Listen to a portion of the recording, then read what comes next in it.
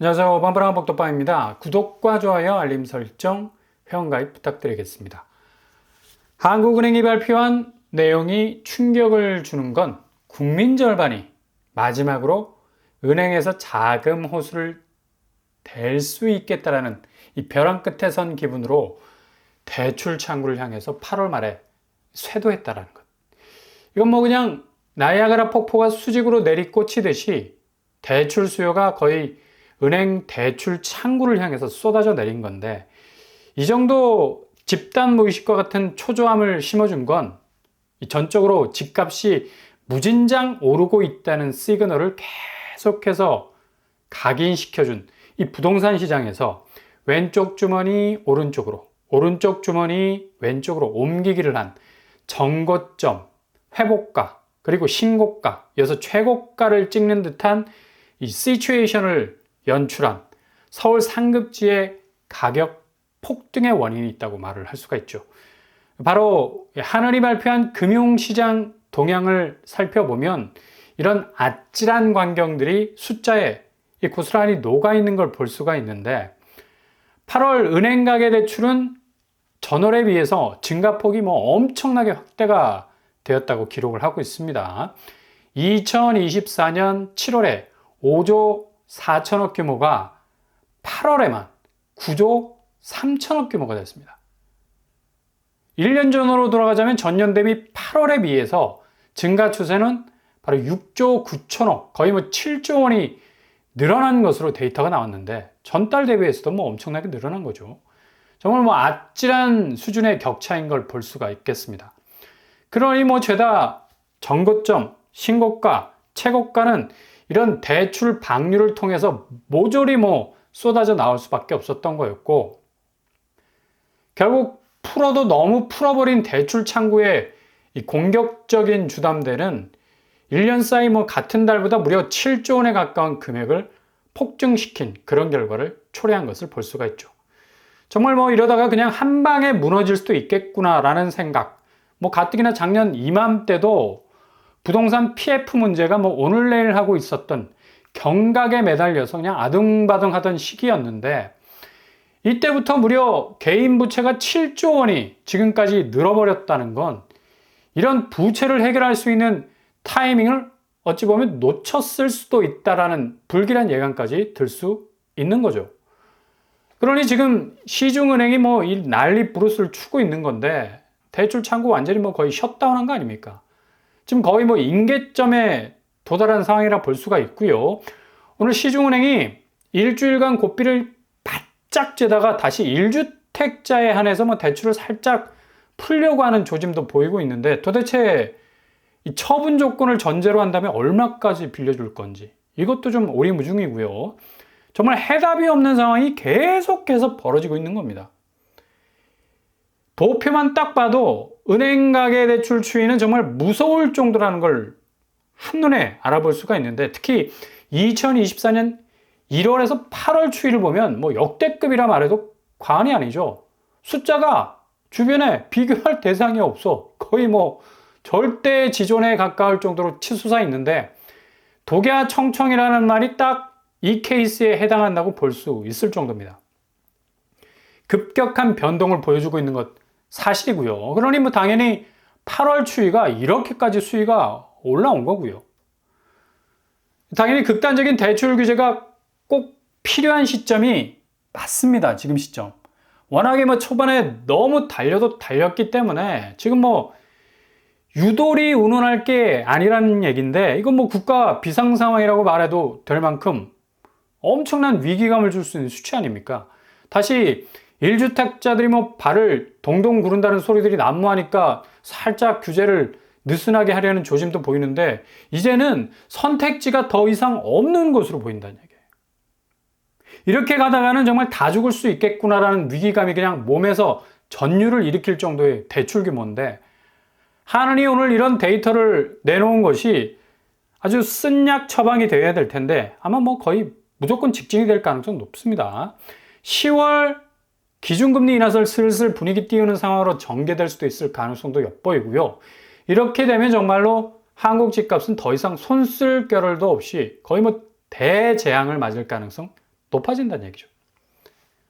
중앙은행에서조차 뭐 이런 부채 위험성을 간과하고 뭐 미국 내렸으니까 우리도 내려야 되는 거 아니냐, 뭐 금리를 이런 식으로 낮췄다가는 거의 뭐 부채가 부실로 바로 돌변할 수밖에 없는 쓰나미 같이 몰아닥치는 무한 자금 유동성의 수요는 또다시 미친 듯이 금리 위에 올라타려고 할 건데 거의 뭐 아비규환 상황이 전개가 될 것 같고요.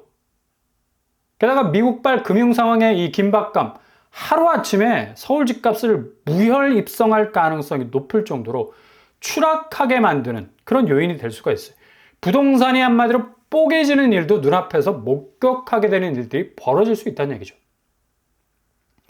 아마도 이런 연쇄적 상황이 예상대로 이어질 가능성도 높다는 얘기예요. 그만큼 부동산 시장에서의 이 기대감이라는 게 한국적 상황에서 너무 왜곡이 되어 있어서 감당 못할 빚이 이후에 차익으로 돌아올 거라는 이 전설 같은 믿음이 가을의 전설로 돌아오는 것이 아니라 가을의 대재앙이 될 수도 있는 건 이 전체적인 한국 내수 경기의 부진, 경제 지표, 그리고 물가, 게다가 금융시장까지도 상당히 난색을 표할 수 있는 어려운 수순으로 가고 있기 때문입니다. 경제라는 엔진이 잘 돌아간다면야 이런 레버리징은 수익으로 디레버리징, 쳐낼 수 있는 여력이 충분한데 기본적으로 뭐 체력 고갈 상태에서 더 이상 뛸 수 없는 선수에게 1km 더 뛰라고 하는 건 심장이 터져나갈 것 같은 고갈을 느끼게 할 것이 충분한데 한국 부동산은 지금 달려도 너무 달렸죠. 입에 단내가 날 정도로. 과부하가 걸려서 이제 뭐 그냥 완전히 내부 회로가 다 타버릴 지경인데 거의 뭐 막바지까지 왔다고 볼 수가 있습니다. 그리고 기업 자금 조달 역시도 뭐 방금 전에 말씀드린 이 경기 약세화가 계속해서 진행이 되고 있다는 걸 볼 수가 있는데 8월 기업 대출은 증가세가 지속인데 한 가지 주목할 점은 대기업 대출의 증가세가 둔화되고 있다는 점이죠.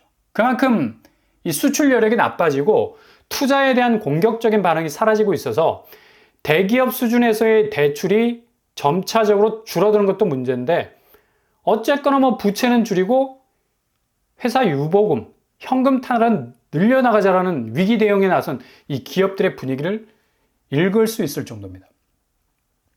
이처럼 지금 한국 경제는 상황이 좋지 않은 상태란 얘기죠. 기업 경영 분석상으로는 뭐 성장성과 수익성, 안정성이 뭐 개선이 되는 것으로 보이는데 매출 증가, 영업이익률, 부채 비율 등등 액면으로 딱 보자면 뭐 양호해 보이나 가만히 디테일하게 들여다보면 이게 증폭의 문제가 관건인데 워낙 차이를 벌일 수 있는 폭이 작년에 비해서 그리 크지 않다라는 게 문제죠.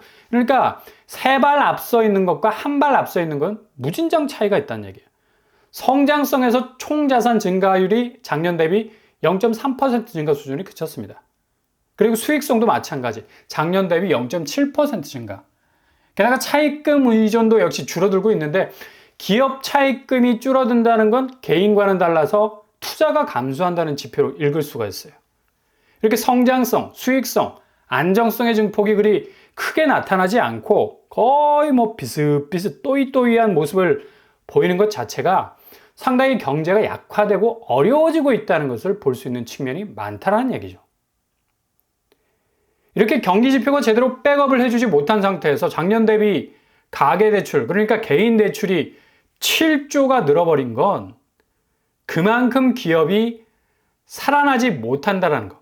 당연히 뭐 개인 먹거리가 줄어버리는 거고 소비 여력 중에서 부채가 저렇게 만리장성인데 짝대기 하나로 넘으려는 자기 소득 하나만 바라보고 대출을 땡기려면 얼마나 힘이 붙이겠습니까? 그러니 이게 애초에 게임이 되지 않는 겁니다. 근데 자꾸 시장에선 집값이 계속해서 오른다, 무진장 오른다, 막 계속 바람을 불어넣고 잘못된 신호를 주니까 아니 사람들 눈이 휙 돌아가는 거죠. 너도 나도 뭐 은행 향해서 뛴 건데 그래서 이뤄놓은 결과물이 8월 주담대가 역대 최대 증가라는 수치 아닙니까? 그러니 이것부터 제대로 막지 못한다면 엄청난 위기가 몰려올 수 있는 거의 뭐 그냥 앞문 제대로 개방을 해버리는 건데 세상의 모든 위험 요소는 걸러지지 않고 하이패스 통과하는 것처럼 몰려 들어올 수 있는 위기가 닥칠 수 있다는 얘기입니다. 이게 정말 아찔한 상황을 연출할 수 있다는 건데 이런 상황을 고스란히 보여주고 있는 지표 중 하나가 바로 서울 매물량이죠. 오늘 매물 증가량을 보면 확실히 9월 들어서면서 8만 대 아래로 절대 떨어지지 않는 걸 볼 수가 있습니다. 결국 개방된 위기 상황에선 누가 타이밍을 빨리 잡아서 그래도 손실 파이 줄여가면서 빠져나가느냐가 관건이 될 건데 오늘 82,836건을 찍고 있는 걸 볼 수가 있습니다. 9월 들어서 두 번째로 높은 수위에 올라선 건데 본능적으로 위기감을 느끼고 있는 집주인들 입장에선 치고 빠지는 전략을 잘 세워야 손실을 최대한 줄일 수가 있을 건데 지금 상황에선 뭐 가격을 대폭적으로 후려치지 않는 이상은 매수세가 두 달 전처럼 뭐 그렇게 막 불이 붙듯이 붙기가 힘든 상황이 될 겁니다. 핵심은 가격 조정을 얼마나 유연하게 할 수 있느냐인데 대출 증가세만 유추해서 다시 집값이 자극을 받을 거라는 생각은 아예 안 하는 게 좋을 듯 합니다. 결국엔 지금 거래량은 8월이 거의 절반으로 줄어버린 추세, 7월이 8,816건, 8월은 4,887건에 오랫동안 머물러 있죠. 한 주 지나면 2,000, 3,000씩 늘었던 추세는 하루에 100건, 200건을 겨우 찍을 정도고요. 9월은 더 심각한 게 지금 227건을 기록하고 있어요. 거의 뭐 여기도 하루에 100여 건 정도 뭐 나올까 말까 하고 주말에는 10단위로 나오니까 거래량은 뭐 반토막 이상이 나오고 있다고 봐야죠. 이렇게 매수세가 완전히 쪼그라들어 버린 상황에서 매물량이 더 이상 버티기를 할 수 없다. 게다가 대출 규제까지 걸려서 뭐 1주택자들이 갈아타기 위해서 집을 내놓은 것도 뭐 팔릴락 말락 하는 건데 처분 조건 내고로도 대출 안 해준다는 뭐 완강한 입장을 보이다가 오늘 뭐 살짝 처분 조건 전제 달면 대출이 뭐 나갈 수도 라는 뭐 틈새가 열린 것으로 보이는데 이렇게 자꾸 뒷걸음질 치면 한두 끝도 없는 거죠. 아무튼 갈아타기 수요들이 내놓은 매물들은 급매로 돌변할 수밖에 없는 상황이 벌어질 수 있겠고요. 그러니 당연히 헬리우시티 지금까지 뭐 엄청나게 버팅기기를 잘해왔었는데 최근에 와서 최고가 24억을 찍은 이후로 21억으로 내려갔다가 다시 22억, 23억까지 오르는 듯 하다가 22억 7천으로 8월 27일 거래가 나왔습니다. 최고가 대비 1억 6천 정도가 떨어진 겁니다. 거래량도 8월 들어서는 6건밖에 나오질 못했어요.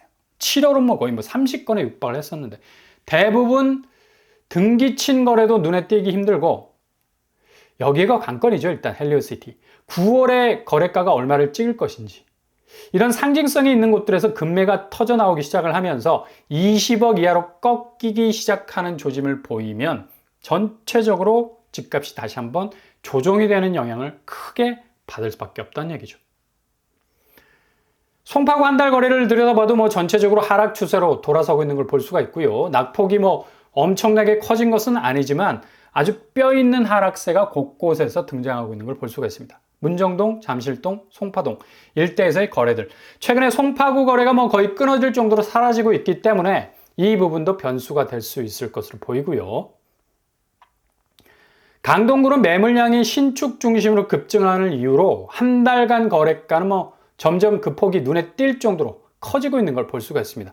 암사동, 고덕동, 성내동 중심으로 최고 27%까지 떨어지는 곳까지 등장하는데 둔촌주공이 12,000세대 전세 물량 나오면 더욱 이런 추세는 가팔라질 것으로 예상도 됩니다.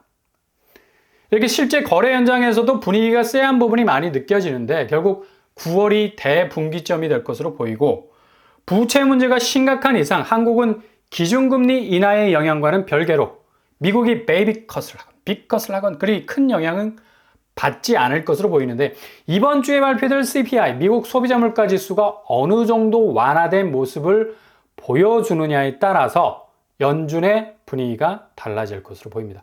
아무리 기준금리 변화의 영역 안에 있지만 초반에 말씀드린 한국은행의 역대급 부채 증가율 보고서는 이미 한국 부동산은 위기 상황에 있다라는 것. 그리고 역으로 미국 금리 인하 추세와는 반대로 금리 인상으로도 갈 수 있는 여지도 선택적으로 고려할 수 있는 여지가 있을 수 있는 아주 변동성이 큰 9월이 될 수 있겠다는 얘기죠.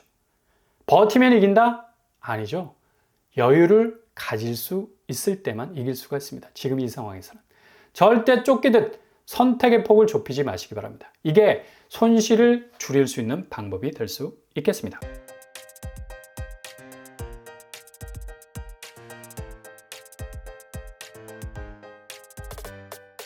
오늘의 부동산 캐리커처 한은이 발표한 부채 증가율은 뭐 정말 역대 최고의 기록을 갈아치운 것입니다. 이건 뭐 지금 부동산 상황이 엄청난 위기 상황이라는 거고 제대로 컨트롤 안 된다면 돌아올 수 없는 강을 건널 수도 있다는 그런 위기감까지. 그리고 세계의 기준금리 완화 분위기와는 달리 한국은 도리어 역으로 금리를 올려야 하는 상황이 올 수도 있는 그런 역전되는 상황이 벌어질 수도 있다는 얘기죠. 아무튼 잘 지켜보시고 대비, 준비, 채비 잘 하실 수 있길 바랍니다. 오늘도 응원합니다. 항상 여러분의 길이 꽃길만 되실 수 있길 바랍니다. 이상 오빤바람 복도빨 마치겠습니다. 구독과 좋아요 부탁드립니다. 감사합니다.